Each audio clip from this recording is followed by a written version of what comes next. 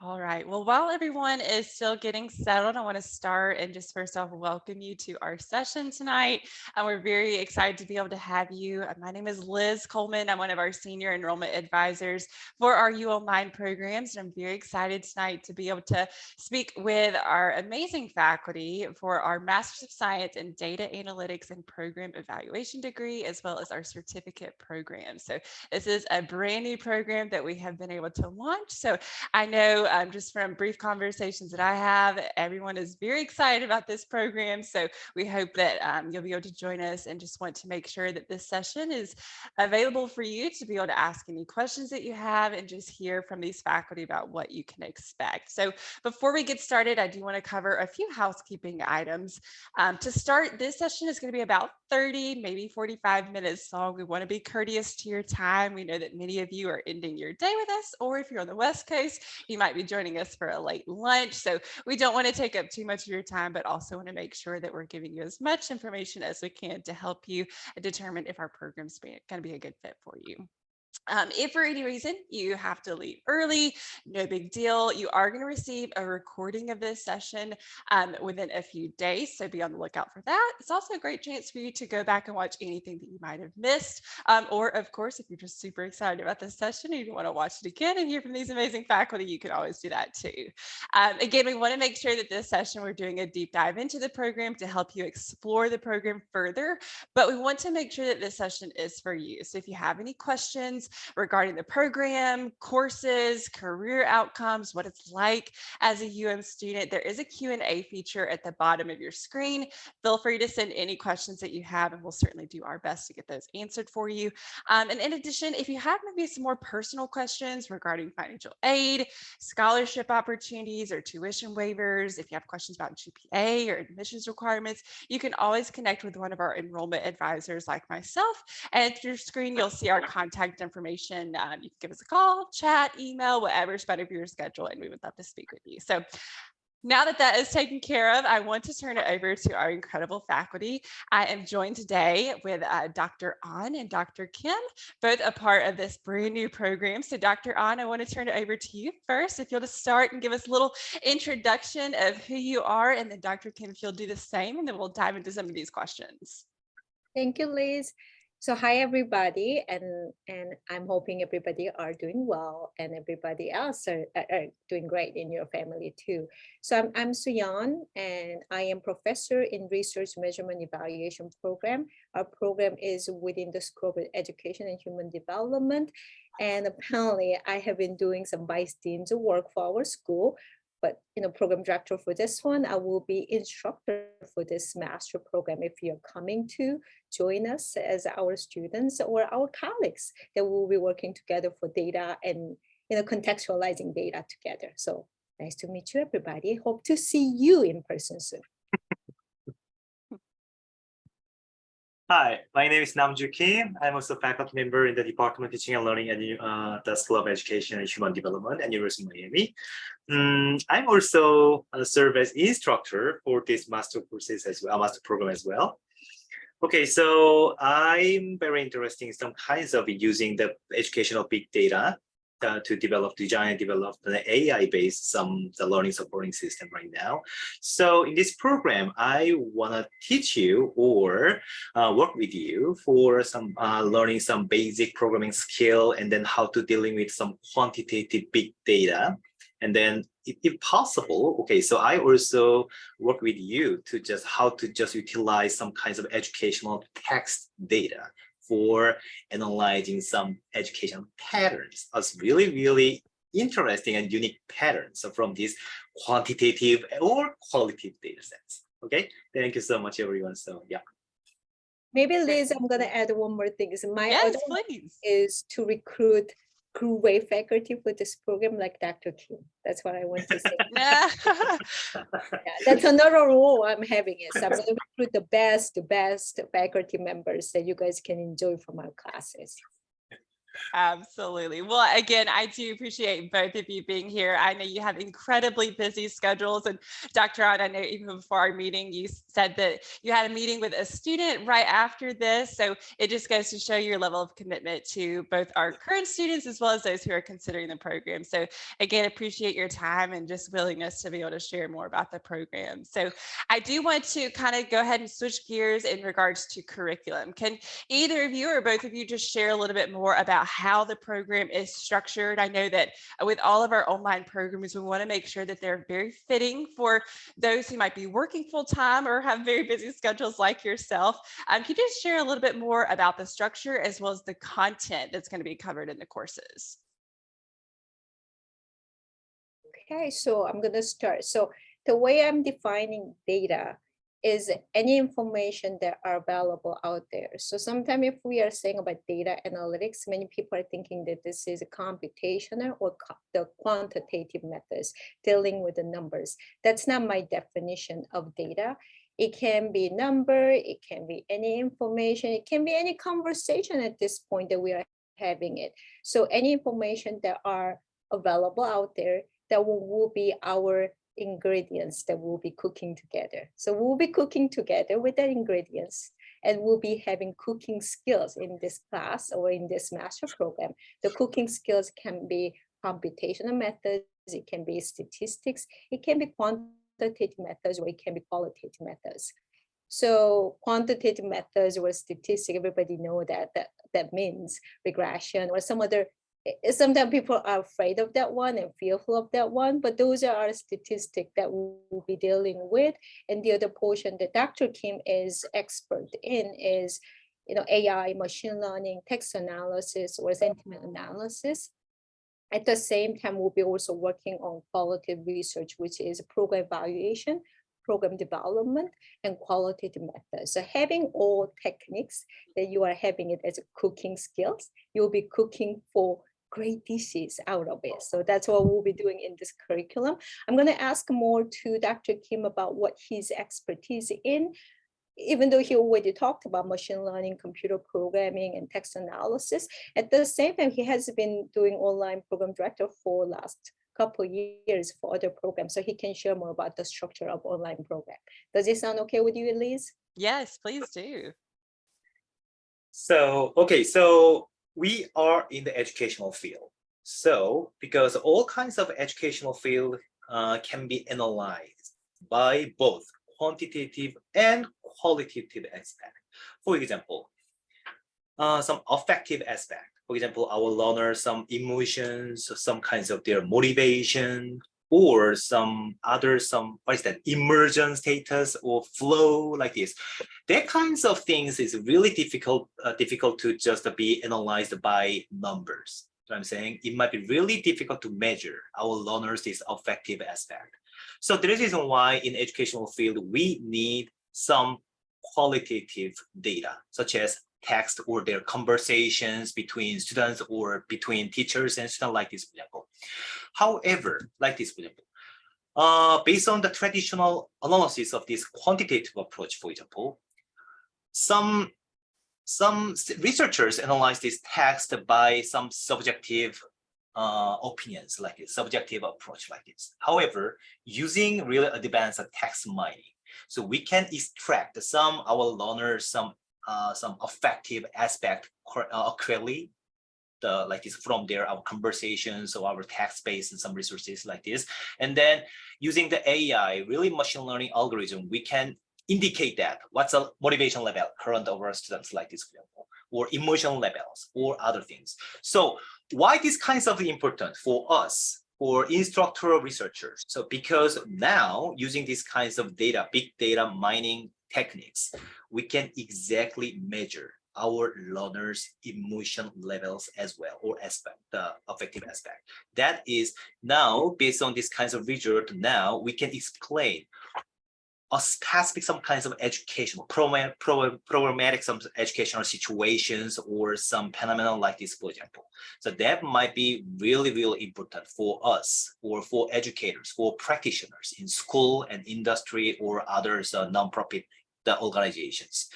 So like this, for example, future perspective, I think I'm we operating the another online program. So many students ask me these questions. Hey, Dr. Kim, we really want to know about some kinds of big data mining, educational big data mining, or the machine learning algorithm. However, we can't because we have some kinds of limited some human resources to teach these kinds of skills to our students, like this, for example, and then very limited timeline for this online program. However, due to the really big effort from the Dr. An, we already developed wonderful courses for educational big data mining for quantitative and qualitative approach, I think. So that might be great. I think blue oceans, this is the correct terms, blue oceans in the educational field. Okay, so that's it. Thank you.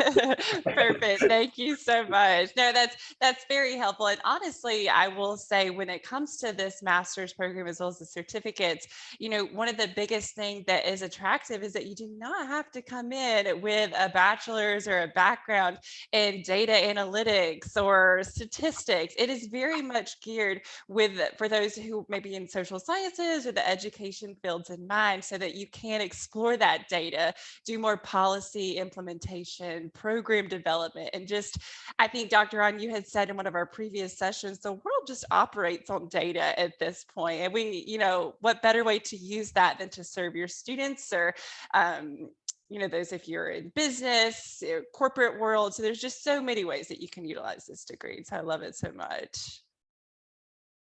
So I do want to switch, I guess, kind of going off of that in regards to the career paths. So can either of you kind of dive into a little bit of what it would look like on a more practical basis of, if I am in education or if I'm not in education at all, how can I utilize this degree? So I would say that, the way that I define any data analytics is contextualizing data into the practices. And you can be communicator, you can be policymakers, you can be mediators between policymakers or someone who developed the data.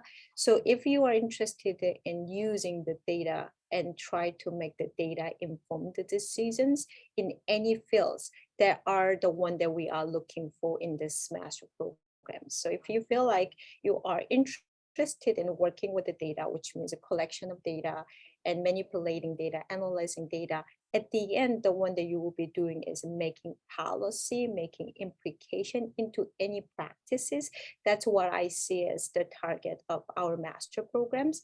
So with this one, you can advance your statistical, computational, quantitative, qualitative knowledges, or you can go for PhD program, you can go for EDD programs, or you can be the data analyst in profit, non-profit organizations. You can be also working for government. You can be also going for higher education institution, because we are also dealing with a lot of data set in it. So I would say that the job market after this one, no matter where you're finding new jobs or career advances, if you want to be the one who want to contextualize data, I think that's the one that I would say your career will be opening up. Hope that answers you, Liz. It absolutely does. Thank you. And so I guess kind of segueing off of that, we will have students or applicants with many different backgrounds pursue the program. Some are just looking to do a complete career change altogether. Is there any type of professional or tactical skills that they would necessarily need before they come into the program in order to be successful? Dr. Kim, do you have any idea that you want to say? Yes, so I'll give you one example, because I just exactly taught the same courses for our PhD students. Okay, so in our department. So they don't have any kinds of knowledge or skill about the programming language skills. However, within 7 weeks, I taught their, for example, very basic program skill and AI algorithm concept. And then finally, within 6-7 weeks, they developed AI-based learning supporting system. My point is like this. Okay, you don't need to have some kinds of basic skill of programming or statistics for this master program. Just enter this program and then just build your basic skill from the beginning. Don't worry about that. Okay, so we welcome any kinds of student from any kinds of world or major, okay, for this master program. Is it enough? Absolutely. Perfect. But I'm going to add one thing, Yeah. passion to work with the data set, passion to customize and contextualize your data, and passion to work with us and motivated. I think that's all we are looking for. And we'll be working with you guys to give you programming skills and quantitative computation, qualitative skill sets together. At the end of this master program, you guys will have 2 capstone projects that will coming from the beginning up to the end. So having whole classes at the end, you know what to do with the whole process of data life cycle. That's what I'm defining all the time. And no worries. And we are here to work with you. Very well said. You bring the passion and be ready to cook, and we'll provide the ingredients for you to make that nice dish, like what you mentioned earlier. Easy enough. Well, I know you mentioned the capstone project. If you don't mind, I'd love to kind of segue into that a little bit. Can you share a little bit more about what that looks like? What it's going to be as far as the program? Is it going to be towards the end and middle? What is that going to look like for students? Sure. So capstone project can be anything that you guys are interested in. So it can be any problem from your own practices or your interest or your research question that you can bring in. And from that one, you guys will go through the process of getting program development and other statistics and text analysis and qualitative research. You will learn the skills. And at the end, the capstones will be the one you will collect the data and analyze data and communicate with any stakeholders. So a lot of time, whenever people are coming into data analytics, they always want to run the model, and then based upon the model, they are done. That's not what I always say. It is coming from the beginning and making to be beautiful dishes that can be going into customers. That's what we need to deliver it to the customers. And whoever customers you are having, it can be 5 years old, it can be 24 years old, it can be coming from any places. They need to have that dishes to be eatable. And I think that's what we are looking at as the final decisions, final destination, that you need to have the best food that can be well suited for your customers. So it will be coming from the beginning up to the last. That's going to be the capstone project that we see. So it's not like 2 capstone will be the one that you must do it. You will follow 10 courses. At the end, you will have your beautiful dishes going into customers. Wonderful. So it's very much application in nature to fit whatever area they are looking to utilize that data in. And it's something that they can take with them, obviously, to add to their resume upon completion of the program and hopefully help them stand out to future employers as well. So that's wonderful. Thank you. Sounds like I am hungry. That's why I kept talking. I know. Well, I have to admit, I'm starting to get a little hungry as well. So we may need to break early just to go grab some dinner. That's true. Sure. Well, Dr. Kim, you had a really good point earlier about how, a student does not have to necessarily have the experience within the 7-week period. We really try to invest in them on that, intentional level to give them the tools that you need. Would you mind sharing a little bit more about how our faculty specifically partner with our online students to facilitate relationships and intentionality, and any advice that you may give to someone coming into the program that really desires to network amongst their peers and really engage with faculty? What are some good practices that they can do in order to do that best? So first of all, I'm the director of other program, online program. So I really encourage our students to just make their own network across their cohorts, for example. So right now, as I understand, so our cohort members just share some kinds of job opportunity each other's, and then they also share some kinds of the assignment earlier for following courses. And then this is really good for our students because they can easily prepare some kinds of coursework so earlier than the plan and the schedules like this. And then also I always have some kinds of, every week I have synchronized the office hour to just, for example, the Q&A sections. And then after finishing this kind of office hour, I have some personalized meeting with a certain student like this, for example, about many students have some concern about their future career and then concern about program or courses. And then I always spend much time with our individual student to just share, to make some build up some kinds of rapport each others between teachers and students like this.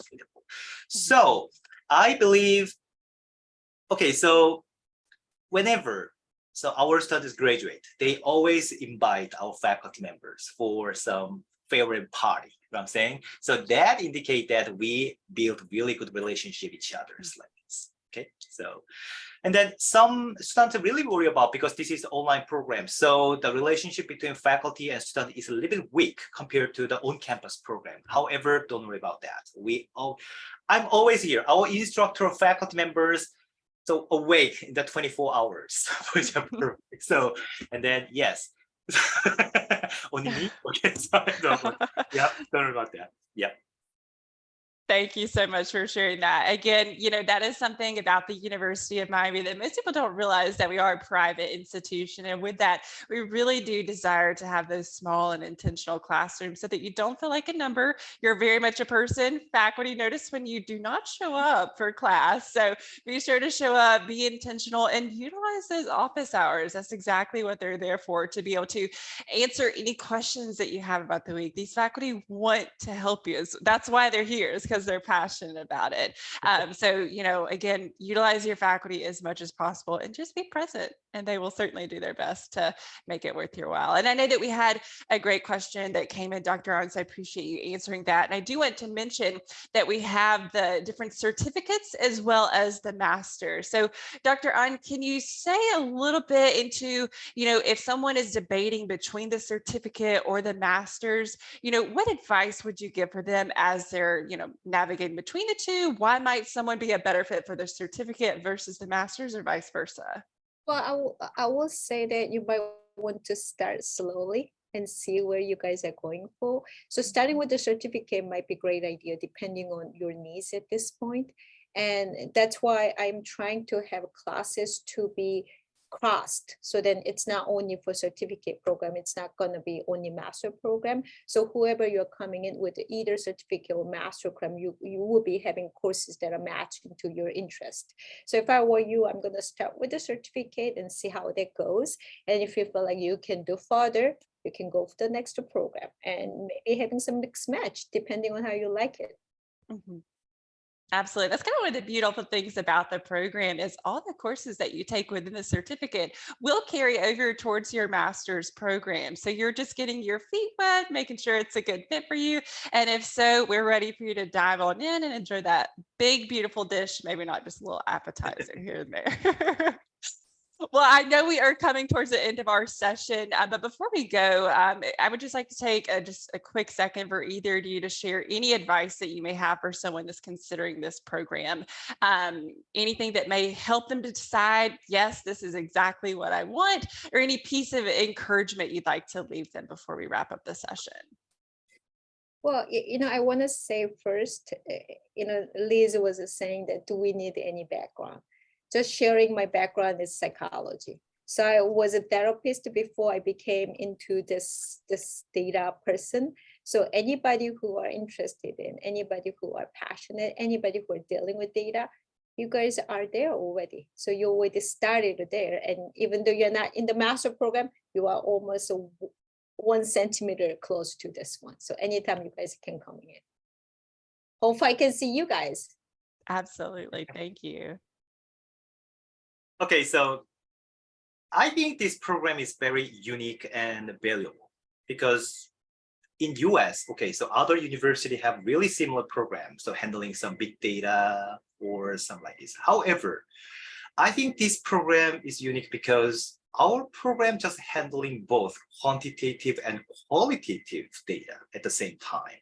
I think this is a very valuable for our future applicants to get some kinds of consider their future career in the educational field.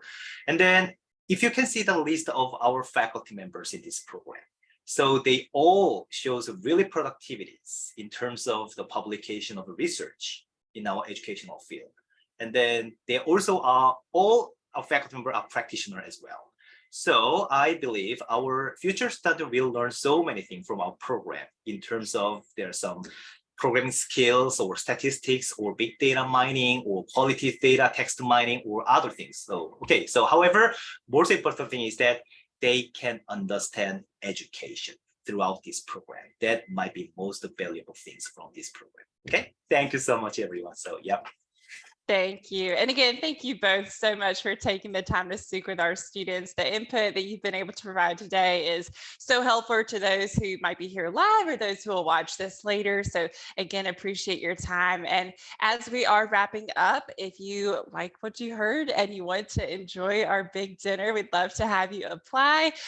All we just need from you is your transcript, your resume, a personal statement expressing why you're interested in the program, giving these faculty a great sense of who you are. And then we will ask for 2 letters of recommendation. And then of course, if you're looking to utilize financial aid, don't forget that FAFSA as well. Also, I do want to mention that we are quickly approaching our early admissions deadline for the summer term. So if you are ready to take that next step of applying, spots are offered on a first come, first serve basis. So definitely make sure that you're applying early to avoid any fear of being waitlisted and being able to join this fantastic program. So if you have any questions about the application process, how to move forward, again, you're always welcome to reach out to one of our enrollment advisors. We would love to connect with you. But to make the process even smoother for you, we also want to gift you our $300 deposit waiver for you joining tonight. So again, we know your time is very valuable. So we want to give that to you. So should you apply, you're admitted, you want to accept your offer, that is one less thing you have to worry about. There is a fancy QR code at the bottom of your screen. You can just click on that and you can go ahead and start that application or request information from us so that we can connect with you on a more personal level. But again, I just want to thank everyone for joining us tonight. It was a pleasure speaking with you, and we hope to see all of your applications and your lovely faces joining us soon. Thank you so much. Thank Absolutely. Have a good night. and enjoy your dinner. Yes, absolutely. And we're all going to get dinner now. Oh, you know, Ignacio, he's asking, we need a letter of recommendation for certificate. Oh, we do. Yeah. So it's 2 letters of recommendation. The same concepts apply whether you're applying for the certificate or the master. So definitely reach out to your advisor as well, and we can help you get those in. Sounds good. Awesome. All right, everyone. Have a great night. Thank you. Bye. Thank you, Liz. Bye. Thank you, Dr. Kim. Thank you. Okay.